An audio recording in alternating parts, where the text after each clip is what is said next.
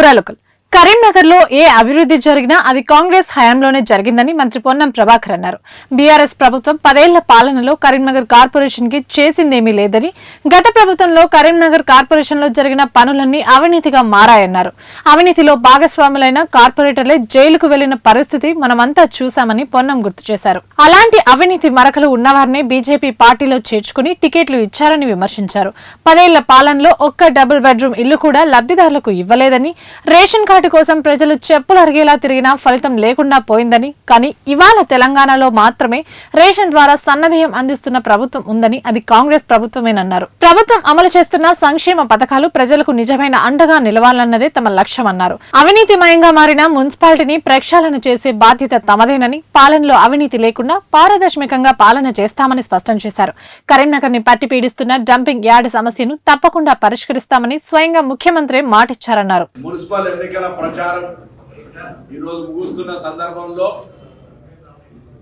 Karimnagar municipal corporation తో పాటుగా కరీంనగర్ లోక్సభ నియోజకవర్గము ఉమ్మడి జిల్లాకు సంబంధించినటువంటి అన్ని మున్సిపాలిటీల్లో కాంగ్రెస్ అభ్యర్థులను గెలిపించి ప్రజాపాలన ప్రభుత్వం ఆధ్వర్యంలో జరుగుతున్నటువంటి అనేక సంక్షేమ అభివృద్ధి కార్యక్రమాలకు ఆశీర్వచనము ప్రోత్సాహాన్ని ఇవ్వాల్సిందిగా ఓటర్ మహాశయులందరూ కూడా కాంగ్రెస్ పార్టీ పక్షాన విజ్ఞప్తి చేస్తా ఉన్నాం. పర్టికులర్ గా కరీంనగర్కి వచ్చినప్పుడు కరీంనగర్ మున్సిపాలిటీ నుంచి ఆనాటి గౌరవ మంత్రి దివంగత నేత సత్యనారాయణరావు గారు పెరుగుతున్న నగరాన్ని దృష్టిలో పెట్టుకొని కార్పొరేషన్ గా చేయడము, కార్పొరేషన్ గా చేసిన తర్వాత అనేక రకాల అభివృద్ధి కార్యక్రమాలను ప్రారంభించుకున్నాం. ఈరోజు కరీంనగర్ కు ఏదైనా కార్యక్రమం జరిగినా అది కాంగ్రెస్ హయాంలో మాత్రమే జరిగిందని చెప్పడానికి గర్వంగా ఉంది.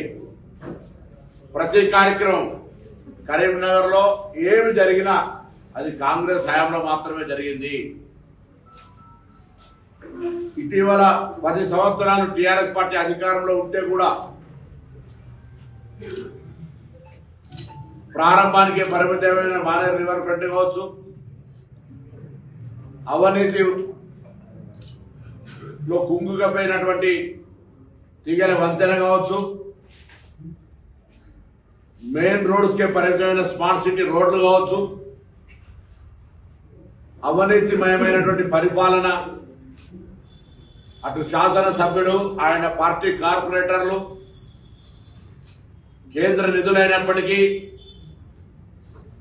అవినీతి జరిగిందని ఆరోపణ చేయడం తప్ప ఎక్కడ చర్యలు తీసుకున్నటువంటి పార్లమెంట్ సభ్యుడు కేంద్ర మంత్రి అటువంటి అవినీతి మేయర్ని తీసుకొచ్చి పార్టీలో కలుపుకొని ఆయన మార్గదర్శకత్వంలో నడుస్తున్నామని చెప్పేటువంటి విధానాలు చూస్తే కరీంనగర్ ఏ విధంగా అవినీతిమయంగా మారిపోయిందో గమనిస్తా ఉన్నాం.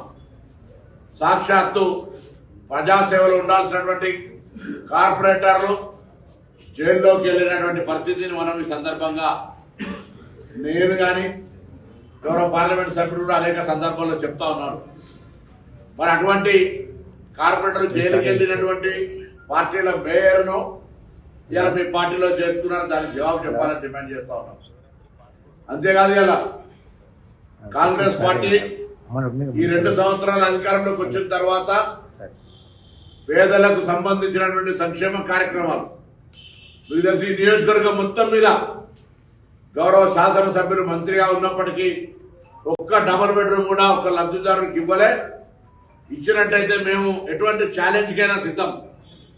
అసంపూర్తిగా నిర్మాణమైన 300-400 డబుల్ బెడ్రూమ్లు తప్ప డబుల్ బెడ్రూమ్లు ఆర్భాటంగా అట్టహాసంగా ప్రచారం చేసుకున్నారు తప్ప ఒక్క లబ్ధిదారునికి ఇవ్వలే. ఇవాళ కాంగ్రెస్ ప్రభుత్వం నియోజకవర్గానికి 3,500 చొప్పున ఇందిరమ్మ ఇండ్లు శాంక్షన్ చేసి పేద ప్రజలకు గూడు అనే అవకాశాన్ని కల్పించింది. అదేవిధంగా చెప్పులు అరగదని తిరిగిన రేషన్ కార్డుల కొరకు ఒక్క రేషన్ కార్డు ఇవ్వలే. ఇవాళ అర్హత ఉండి ఇప్పుడు కూడా బహిరంగంగా ఎవరైనా అర్హత కలిగిన వాళ్ళు రేషన్ కార్డు రాకపోతే ఇప్పుడు కూడా మా ప్రభుత్వం రేషన్ కార్డు ఇవ్వడానికి సిద్ధంగా ఉంది, మార్పులు చేర్పులకు కూడా సిద్ధంగా ఉంది. ఇది నిరంతర ప్రక్రియ. అర్హత కలిగిన ప్రతి ఒక్కరు రేషన్ కార్డు తీసుకోవచ్చు. రేషన్ కార్డుకే పరిమితం కాకుండా దేశంలో 29 రాష్ట్రాల్లో లేని విధంగా, ఎందుకంటే అవి మా పైసలు అంటారు కొంతమంది. దేశంలో 29 రాష్ట్రాల్లో ఎక్కడ లేని విధంగా ఒక తెలంగాణ రాష్ట్రంలో మాత్రమే తినడానికి యోగ్యత ఉన్నటువంటి సన్న బియ్యం పంపిణీ చేస్తా ఉన్నాం. ఇది ప్రజలు గమనించాల్సిన అవసరం ఉంది అనే మాట ఈ సందర్భంగా మనం చేస్తున్నాం. అదేవిధంగా నెల రాగానే కరెంటు బిల్లు కట్టాల్సిన పరిస్థితి నుంచి 80% లబ్ధిదారులు ఇలా 200 యూనిట్ల లబ్ధి పొందుతా ఉన్నారు. 80% మంది లబ్ధిదారులు ఈ యొక్క 200 యూనిట్ల ఉచిత విద్యుత్తును పొందుతా ఉన్నారు. అదేవిధంగా తీర్థయాత్రలకైనా లేదా బంధువుల ఇంటికి వెళ్ళినా లేదా ఆసుపత్రి వైద్య ఆరోగ్యానికి పోయినా ఎక్కడికి వెళ్ళినా నా తెలంగాణ అక్కా చెల్లెలందరికీ కూడా ఉచితంగా బస్సు ప్రయాణం సౌకర్యాన్ని కలగజేయడం జరిగింది. అదేగాక మహిళలకు వడ్డీ లేని రుణాలు, రైతాంగానికి రుణమాఫీ, రైతు భరోసా, రైతు బోనస్తో పాటుగా తెలంగాణ ప్రజాపాలన ప్రభుత్వం వచ్చిన తర్వాత ఏ నినాదం అయితే నీళ్లు నిధులు నియామకాలు వాటి కోసం 70,000 ఉద్యోగాల్ని ఎల్బీ స్టేడియం వేదికగా, శిల్పకళ వేదికగా, వివిధ కార్యాలయాల వేదికగా ఉద్యోగాలు ఇచ్చినాం. ఇంకా భవిష్యత్తులో చేయాల్సినవి ఉన్నాయి. అవి కూడా మా ప్రభుత్వ హయాంలోనే చేస్తాయి.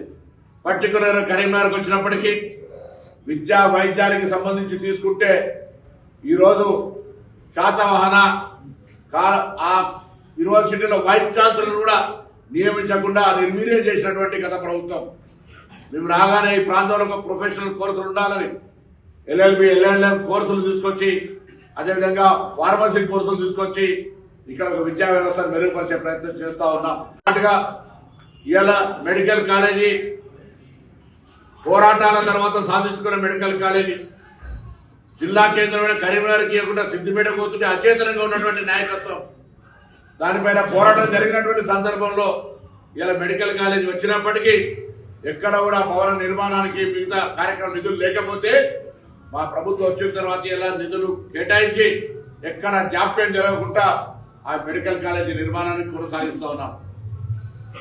ఇలా సీఎం అసెన్స్ కింద మేము అన్ని పనులు చేసినాం, ఇన్ని పనులు చేసినామని చెప్పేటువంటి వాళ్ళు చేసిన పనులకు 100 కోట్ల బకాయిలు పెడితే ఆ బకాయిలను మా ప్రభుత్వం వచ్చినాక మేము కట్టే విధంగా మిగిలిపోయిన పనులను చేసడానికి కొరకు ప్లాన్ చేస్తా ఉన్నాం. అవినీతిమయంగా మారినటువంటి కరీంనగర్ మున్సిపాలిటీని భవిష్యత్తులో కరీంనగర్ మున్సిపల్ ప్రజలకు కాంగ్రెస్ పార్టీ పక్షాన విశ్వాసం ఇస్తా ఉన్నాం.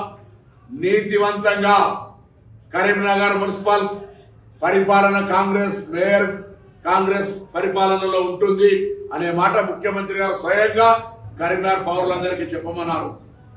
మన ప్రధాన ఎజెండా పారదర్శకత, ఎక్కడ కూడా అవినీతికి అవకాశం లేకుండా కరీంనగర్ ఎవరి రాజకీయాల్లో వారు, ఎవరి పార్టీలో వారు, మేము మా పార్టీకి సంబంధించిన నాయకత్వం అంతా కూడా తప్పకుండా కరీంనగర్ సంబంధించి అవును వాస్తవంగా మేము 3 మంత్రులు ఉన్నప్పటికీ కూడా స్థానిక నాయకత్వం మీదనే ప్రధాన బాధ్యతను పెట్టి స్థానిక నాయకత్వమే అభ్యర్థుల ఎంపికకు సంబంధించి సమన్వయం చేయడానికి పరిమితమే. ఎందుకంటే మా నియోజకవర్గాల్లో ఉన్నాయి కాబట్టి జిల్లా కేంద్రం మా అందరి బాధ్యత, మా 3 బాధ్యత కాబట్టి 3 కూడా సమన్వయంతో స్థానిక నాయకత్వాన్ని ఎంపవర్ చేసి వాళ్ళ నాయకత్వంలో ఎన్నికలకు ముందుకు పోతా ఉన్నాం. బాధ్యత మా 3 మంత్రులం బరాబర్గా ఈ జిల్లాకు మంచి చెడు ఏదైనా మాదే. ఈ జిల్లా మొత్తం మీద అభివృద్ధి జరిగినా జరగకపోయినా బ్యాడ్ ఆర్ గుడ్ మేమే రెస్పాన్సిబిలిటీ. కానీ ఈరోజు ఒక మాట అడుగుతా ఉన్నా, గత 2 సంవత్సరాలుగా ఇలా కేంద్ర మంత్రి గారి మాట చూస్తా ఉంటుంటే బల్దియాకు నిధులు చేస్తా. 2 సంవత్సరాలుగా ఇంత అవినీతి జరుగుతుంటే అరికట్టలేని వ్యక్తిని మీ పార్టీలో చేర్చుకొని ప్రజలకు ఏం సందేశాలు ఇస్తా ఉన్నారు? మీరు ఇక మాట్లాడుతున్న మీడియాలో వారి మార్గదర్శకత్వంలో నడుస్తా అని చెప్తా ఉన్నారు. మాకైతే ఆశ్చర్యం కలుగుతుంది. మా పార్టీ నాయకుడు ఒక ఆయన అయితే అవినీతి ఆనకొండ అని పేరు పెట్టిన ఆయనకు అందరికీ తెలుసు.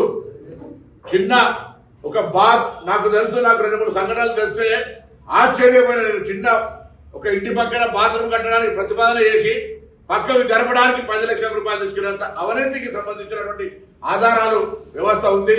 అందుకే రక్షింపబడడానికి పార్టీ మారంగానే వాస్తవంగా మా పార్టీ అంతకుముందు వేరే పార్టీ ఇంకో పార్టీ అటువంటి వ్యక్తుల గురించి మాట్లాడితే మా స్థాయి చురుకనేది వాళ్ళు మాట్లాడతలే. కానీ ఏ ఎండక గొడుగు పట్టేటువంటి వ్యక్తుల పట్ల కరీంనగర్ ప్రజలు అప్రమత్తంగా ఉండాలి.